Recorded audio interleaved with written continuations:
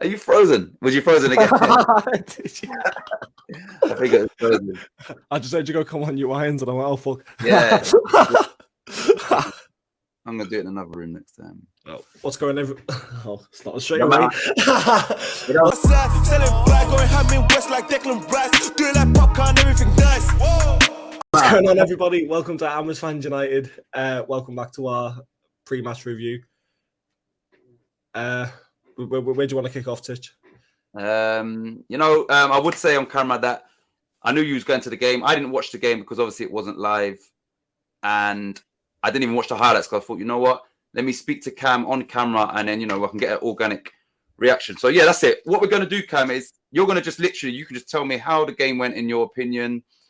And then I will read the player ratings that Velsa used, the same tools, and then you can give me your ratings or, disagree or whatever with them. So, Tell me about the game. You went there. Tell me. I'll start off with the atmosphere from the fans. I'll give you that. I thought we were incredible, the fans.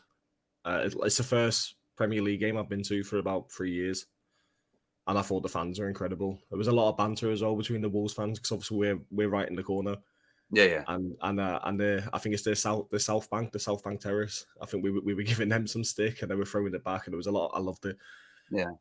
The game itself, I was disappointed. I went into this game confident. I thought we were going to batter these everywhere.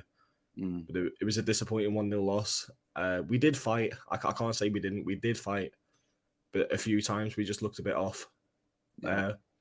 The first 15, 20 minutes, we were all over them. We were battering them everywhere. And the ball did go in the net from a corner. But it got disallowed for some reason. I'm not too sure what happened, but it was disallowed. And then we took a free kick and restarted play. Right. I'm not 100% on what actually happened, and I haven't even seen it in the highlights either. They haven't shown it, so I don't know. Oh. A few key moments. I'll get into that in a sec. But a few bits I did notice, like after what I said from my one from each team about Declan Rice, like you're confident when he's on the ball. Yeah. Well, he lost the ball a few times, wow. which is not like him at all. Wow. He didn't quite look himself really either. I don't really know what happened there, but he didn't quite look himself. Jared Bowen looked a bit off for me as well. I mean, it's just something about his body language. He didn't look himself. I don't know if he's looking for that transfer to Liverpool in January or if something's happened with Danny Dyer behind the scenes. I don't know what's going on there, but he just looks a bit funny today. Yesterday even. Fabianski made a couple of good saves. I'll be honest with you, 2 shots from Pedence, I think it was. One going into the bottom right, and he's clipped it, pushed it away. Pedence dinks it again into the top left corner. Fabianski's made a quality save and dinks it over the bar. All right. Because I wasn't even at home. I had to go B&Q and running around for stuff. So I was checking the Flash Score app, and it looked like West Ham was on top, and they said that Bowen, I think, just missed the header, went just wide or something like that. So that should have been 1-0 then. I think the play started off with Bowen. He's tried to play a ball into Fornals. Fornals is just going to catch up to it. Cresswell's picked up the loose ball, whipped it back in, and Bowen's caught it on his head, and it's just gone far in the near post. And it should have been 1-0 then. So in the first half, overall, who was the better team overall? Like, did West Ham have a decent first half, or we were the best team first half? Yeah, definitely. What I said was, even though he's looking the best team, did we look like ourselves, or we was just the better team in the first half? The first 20 minutes, we definitely looked like ourselves, and we just sort of lost it. I don't know if we were overconfident or what it was, but we just lost it. So they grew into the game, obviously. I'll tell you, I'd have to give Wolves credit 100% because they've definitely done their homework and they knew how to play against us. It just didn't quite work out how we wanted it to.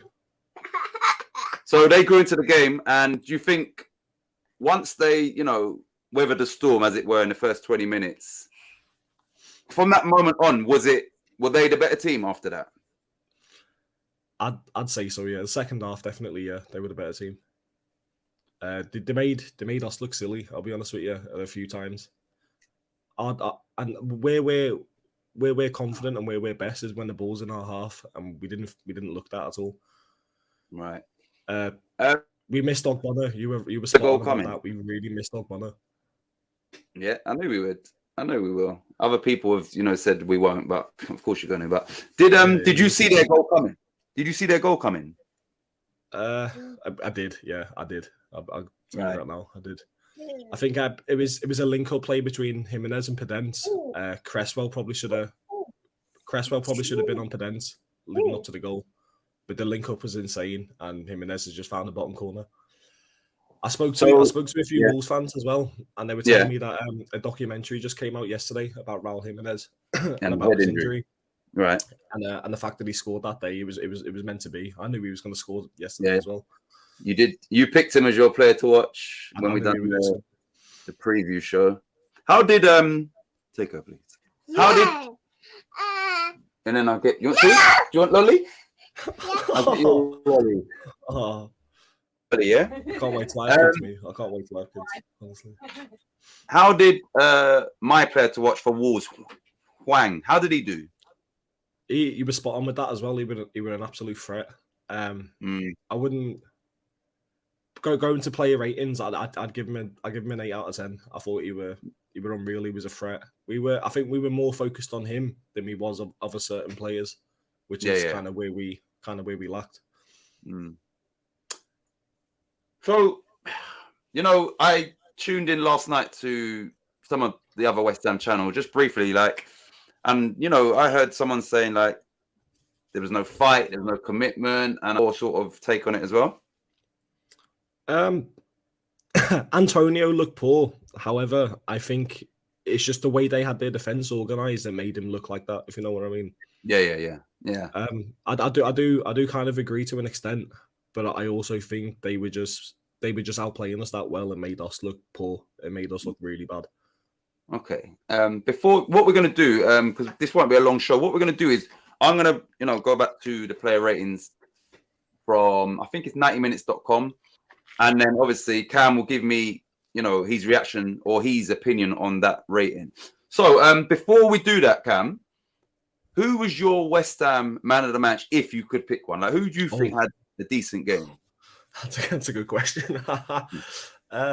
Jesus. That's a tough. I want to. I don't know. You know what? After what you've said so far, would Fabianski get it for you or no? I was thinking that, yeah, but he didn't really make as many saves, if you know what I mean. However, the saves he did make were quality. Yeah. So, any outfield players that come to mind? Who had a good game, or it was that bad generally? I'm thinking. I didn't really see Fornals do much wrong, if you want me to be honest with you, and he was also my player to watch, wasn't he? And he got taken off for Lanzini. He did, yeah, but I think I didn't really see him do much wrong. Right. Okay. Right. So what we're going to do is I'm going to get up this player ratings on here, and then you can give me your opinion on that, and then your actual player ratings. One sec. I'm looking forward to hearing these myself. Exactly. I haven't. I trust me when I tell you I haven't looked. They had they had an early chance as well with Jimenez again, straight after Bowen's chance with the header. I thought he was offside when I first seen it, but after watching back, he was onside. He's clear through on goal, 1-on-1 with Fabianski, and he's tried to dink him, like he did earlier in the season. Yeah. He's gone for the exact same shot, and he just went wide. That probably should have been 1-0. Right, so this is interesting. Okay, right. Sorry for taking so long. I'll read what they say and also the rating. So this is by 90minutes.com, and now Lucas Fabianski made a couple of really smart saves from Podence early in the second half, but could do nothing with Jimenez's superb strike. And they gave him a 7 out of 10. So that synopsis of his performance and that rating, do you agree with that? Or I'd agree with that. I want to say 8 out of 10, but I'd agree with that. 7 out of 10. So far, so good. Right, Ben Johnson. Another error-free display from Johnson, but he wasn't able to affect the game in a sense. They gave him a 6 out of 10.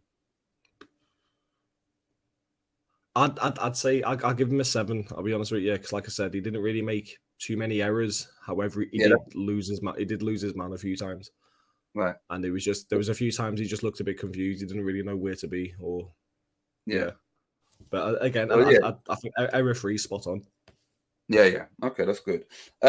Right, this is a very interesting one, and I'm waiting on. This is definitely right. Kurt Zuma, not his usual rock solid self at the back. Troubled by Jimenez's runs and Podence's creativity. He got a 5 out of 10. Zuma. Ooh, I'd give him a 4. I'll be honest with you. He looked shocking. He looked awful. And like what I said, that's where we missed Ogbonna. He looked a bit panicky when he was on the ball, and Right. and there were just a few times I didn't feel comfortable when he was on the ball because he just didn't look right. He didn't look himself at all. So you'd give him a 4? I'd give him a 4. Okay. I'm going to get to this at the end because I want to go back to Ogbonna, and there are certain people. We'll speak.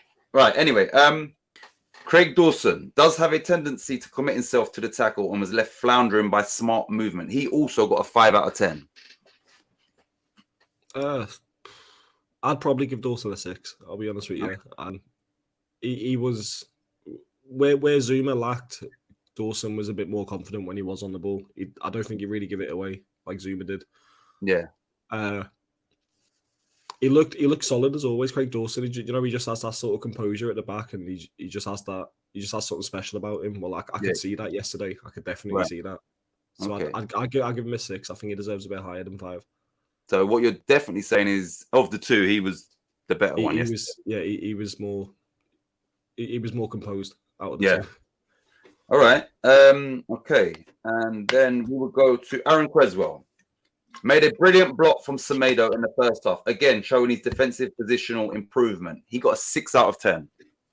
There was another block he made as well. Adama Traore made a mint run. He made Vlasic look silly. He made a run across the field, about 50 yards across the field, which led to his shot as well. And Creswell's got his heel to it and blocked it.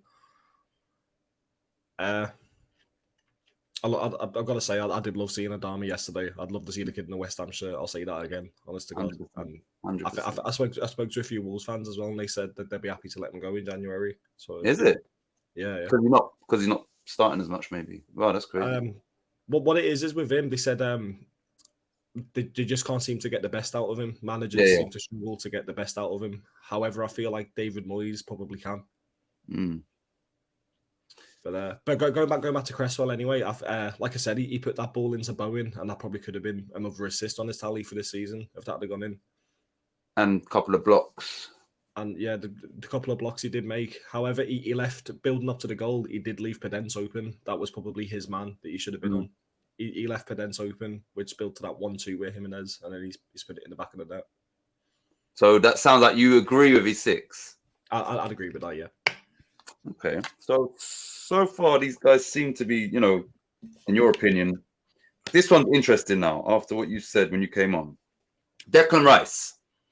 Another energetic display from West Ham skipper, relentlessly pressing Wolves and nicking the ball away when needed. Unlucky to be on the losing side. He got a 7 out of 10.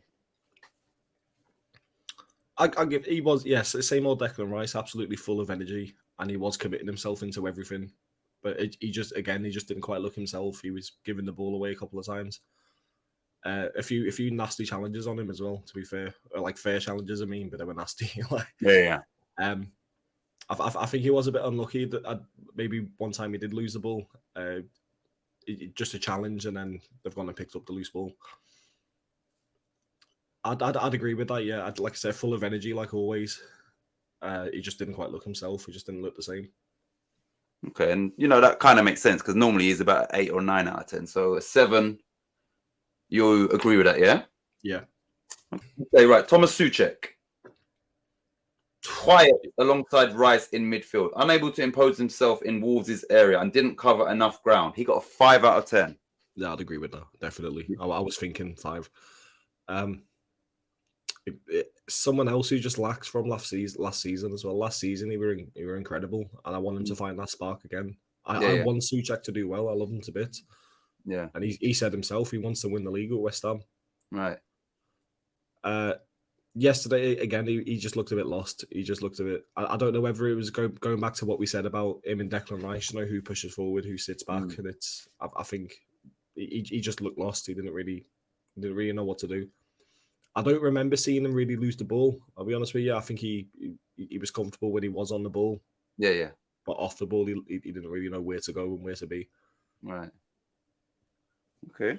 So you've agreed with them again.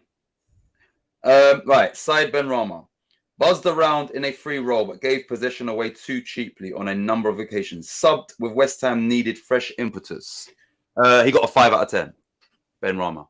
He was all over the place, Benrahma, yesterday. In a good way or a bad way?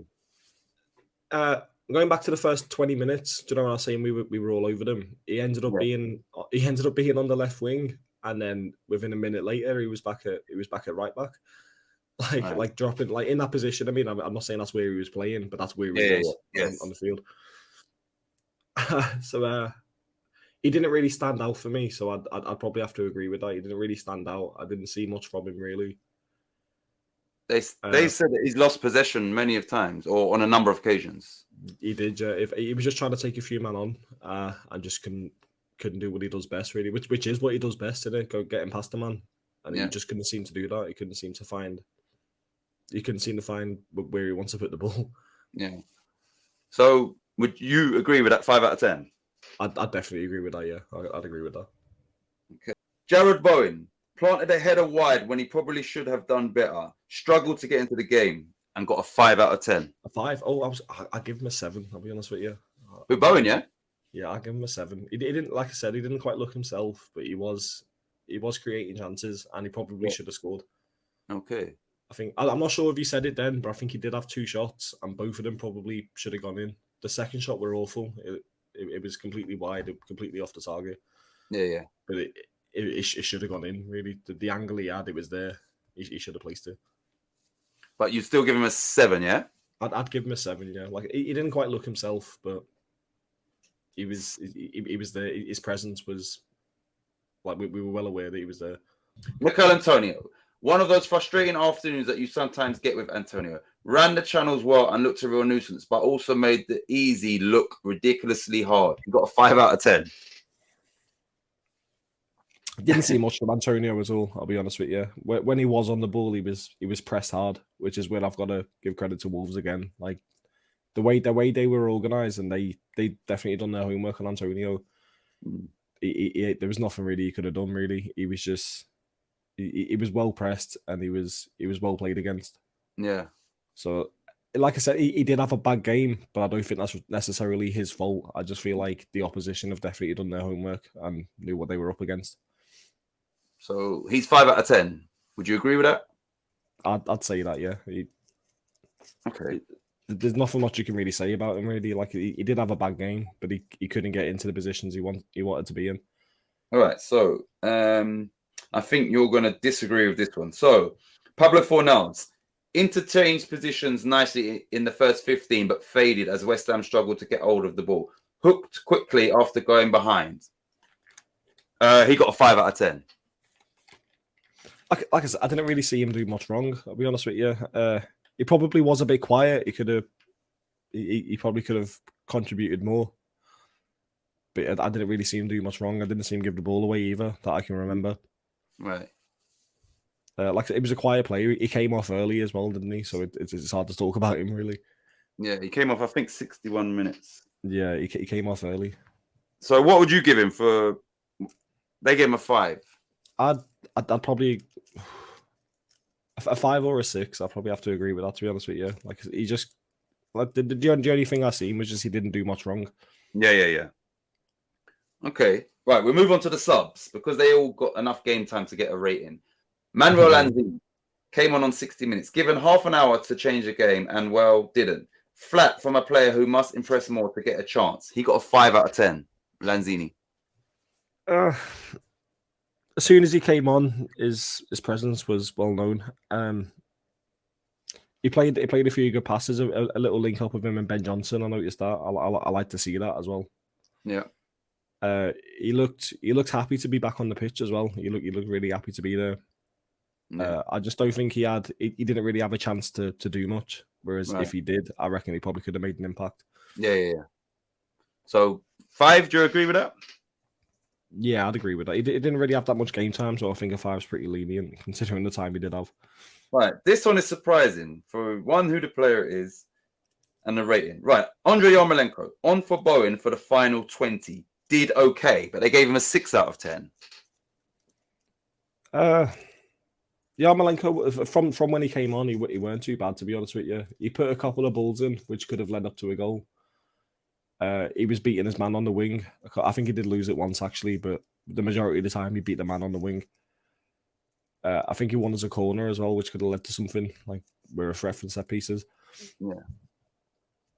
It's hard to talk about because he didn't have that much time, to be honest with you. But like from what I seen, he weren't as bad as you'd expect him to be. He did put a shift in. He had the right effort. So they've given him a 6 out of 10. I'd agree with that. Yeah, I think maybe I'd probably lean more towards a 7, but I'd agree with that. Okay. Right, last sub. Nikola Vlasic came on 71 also. West Ham's overall flatness reflected on Vlasic, who is still finding his feet. He got a 6 out of 10. So far, we're worst signing of the summer, wasn't he, Vlasic? I'll tell you that. So far. Adama made him look silly when he came off the bench. I told you about the mad run he did, and Vlasic was just chasing him. There's no way he's catching up to that. There was absolutely no chance. Yeah. I didn't really see him do much, to be honest with you. He was a bit quiet. And I hope he does find him feet soon, because he was a good player back in Russia. He was a quality player. Yeah. And I hope he does find himself, because I reckon we could use that to a right advantage. Yeah.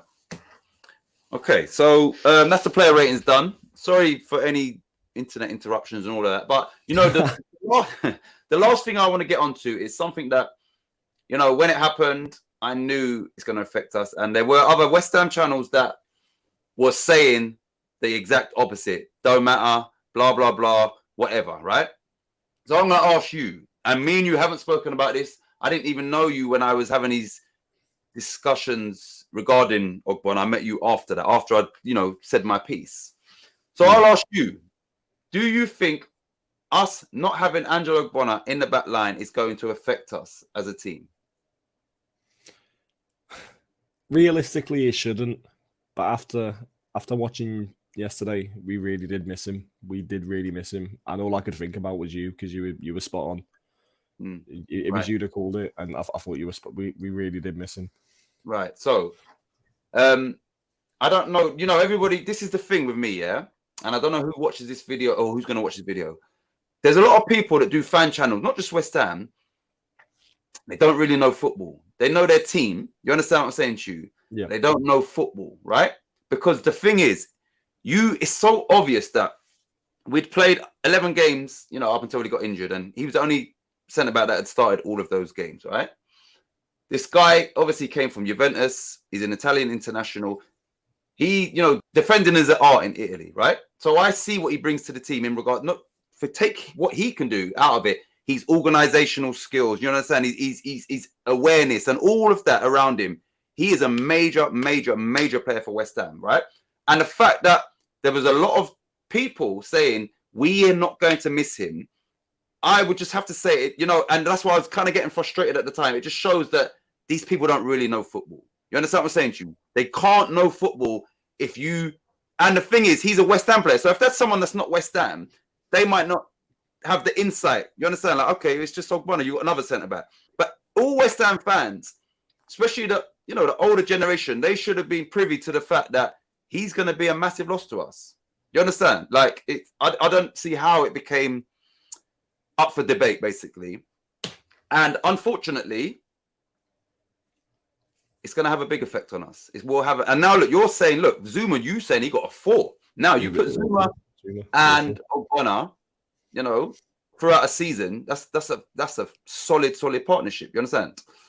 But you need that guidance. Do you understand? It's that leadership role that he has, Ogbonna. Right. It's that leadership role that he does have.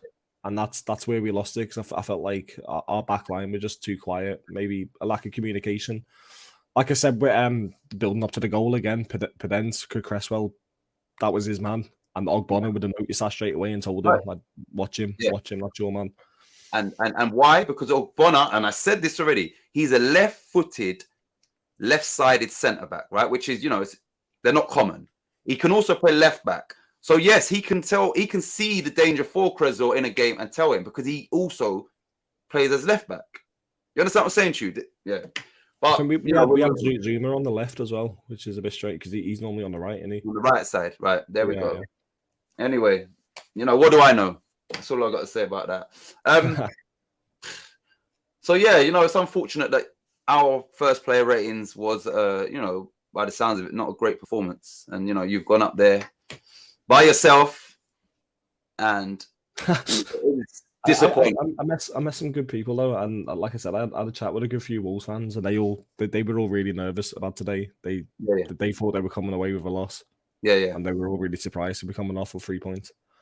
None of them are YouTubers now. We could have done that. No. All right. But yeah, I mean, we'll wrap this up. Who's our next game? Is it City? City on Sunday. I'm going to that as well. Buzzing for it. And that's at the Etihad, isn't it? Yeah, it is. Yeah, it's my first time going. I've never been to the Etihad. Right. Well, we'll be back to do what we've done. The match preview, and I'll be honest in what I'm going to give as a score prediction in that one. But thanks, Cam, for obviously giving me the insight. Like I said, I didn't watch the highlights or anything. I thought, let me just speak to you on camera. And yeah, but I'm also smart enough, and I said this in the preview, that it's just 3 points. It's a game out of 38, right? Like what you said about Brentford as well, where we drop points at Brentford. We'll probably bounce back off this now and beat City Sunday. You know what West Ham are like. Same old West Ham. You lose to Wolves, bounce back, beat City. Same. And it's no coincidence that every time there's an international break, we have a bad performance after that. It's not even our Europa League, it's the international break. So, sometimes there are factors, like if we look that bad, then, maybe it was the international break. On this game's Thursday, isn't it? Europe. I forgot about that, actually. Okay, yeah, that's a good thing. I was thinking Premier League. We've got Europa League, haven't we, Thursday? Okay, that's good. So hopefully we can get back at it. But, no knee-jerk reaction. We lost 1-0 away to Wolves, and no shame in that. Man United lost 4-1 away to Watford. So it happens. Do you understand? It does happen. Is how do we bounce back? If we can go away to Vienna with no fans and get 3 points, then you say, you know what? You look back in the best way possible. So, yeah. Are you still there? I am, yeah. Hey, I didn't know whether it cut out again. It did bounce, but it's all right. But yeah, man, thanks for tuning in. And thanks for watching. And, sometimes I say this, I used to always say, if you've got any dreams in life, any aspirations, goals, stay on track, stay focused. Don't let no one deter you. Don't listen to any haters or anybody in your ear trying to, sway your thoughts. And by that, I mean, don't let no one burst your bubble. Next game is... Come on, you Irons.